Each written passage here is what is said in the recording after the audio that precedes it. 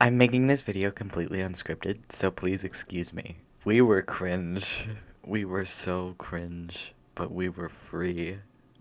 Hi. My name's Remy. Back in 2020, 2021, 2022, I was a really big fan of the Dream SMP. It was one of my most embarrassing times of my life. I have never been so interested in something um so deeply in my life. Sorry. It's taboo to talk about it now. Because I actually did a entire presentation on it. And I did a presentation on how it was educational to society. Basically, my main point was history is going to repeat itself, and this is how we know. Because it keeps doing that in this story. Not my proudest moment. This is a tribute because, one, I have no other content to make, and two, it's just a hot topic right now. Talking about what once was a community of people, of hundreds of thousands of people that came together to watch this stupid block game. And these people talk in this block game. I started watching just after Wilbur's canon death. The Dream SMP is the whole reason I started content creating. Because it inspired me that, you can do anything. You can make a block game a story. And I had been doing that all of my life. Me and my friends had, played any game side by side and just role played in the game.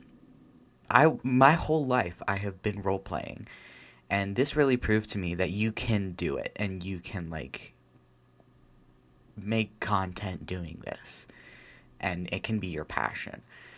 It's the whole thing. Like, my whole life I've been role playing. I've been playing role play games at recess in elementary school.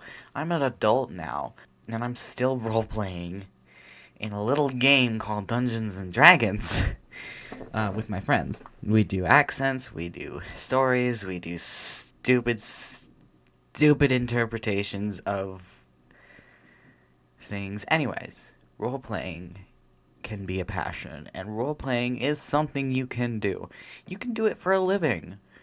Like, you can be an actor. You can do anything.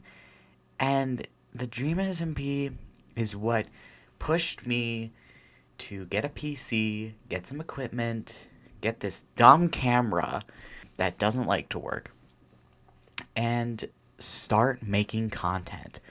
I don't make content as often as I would like to, because when I started making content, I wasn't allowed to make content. My parents wouldn't let me because I was too young, and they would rather my privacy stay private. So I didn't show my face. Um, I didn't show my face until I was about 17, almost 18. Now I'm an adult and I can do what I want. So, my point being is that the Dream SMP really proved to me that you can do anything if you set your mind to it. And I know that's cringe and I know that's sappy, but it's true. Like, you can do anything. You can make anything anything. You can make anything the way you want it to be. It pushed me to make a lot of friends that I did eventually lose, but they were nice to have.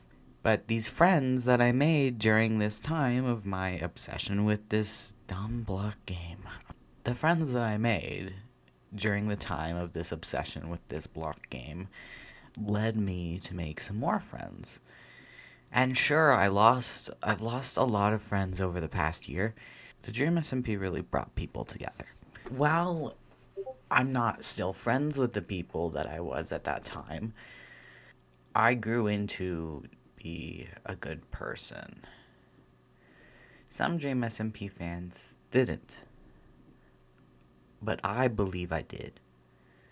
I have my flaws, I have my imperfections, but I believe that I'm a good person. Whereas I believe other people are not, you know. And the only reason I think this is because they are people who have committed crimes against me, but we won't get into that. My point stands is that the Dream SMP brought a lot of people together, and when it unofficially ended, what I mean by unofficial is it just kind of dwindled. You know, people stopped watching. Technoblade unfortunately passed away. A lot of content just stopped.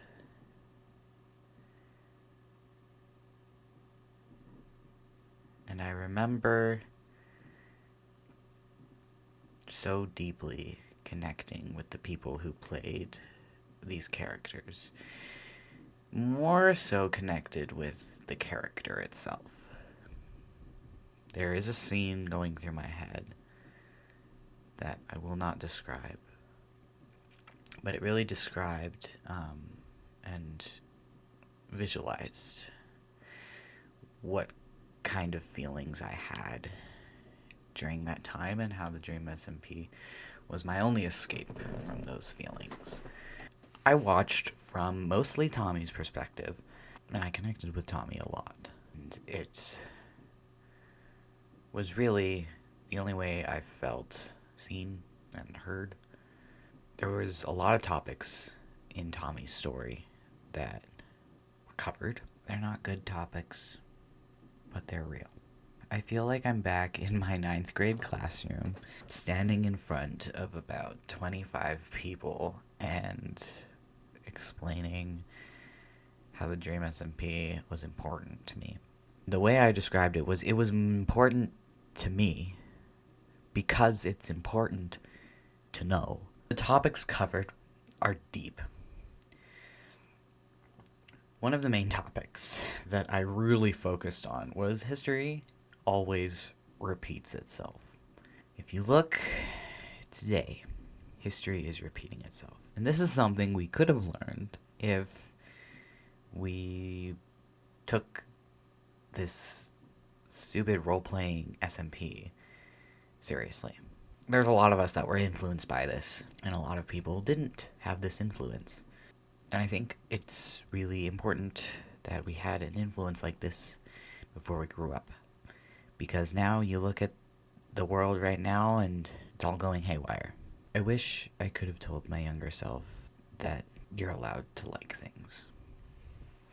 And you're allowed to be excited about something.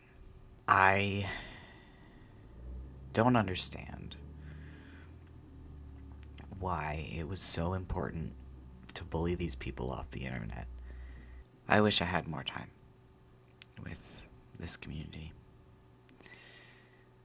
There are people still stuck in it, and that's the negative part.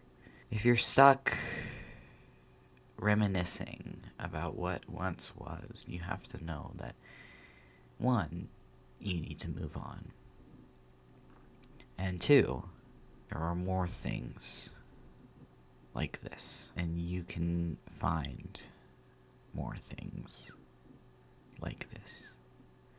I know if this isn't a topic that you wanted talked about, and you're just here to bully a former Dream SMP fan, go away. Honestly, it doesn't serve you, it doesn't serve me. I don't care about the comments I will get, but please go away if you're here to just make fun of me. This was a really important thing to me, and it's an important thing to a lot of people. I just wanted to share what I've been thinking all these years after it ended.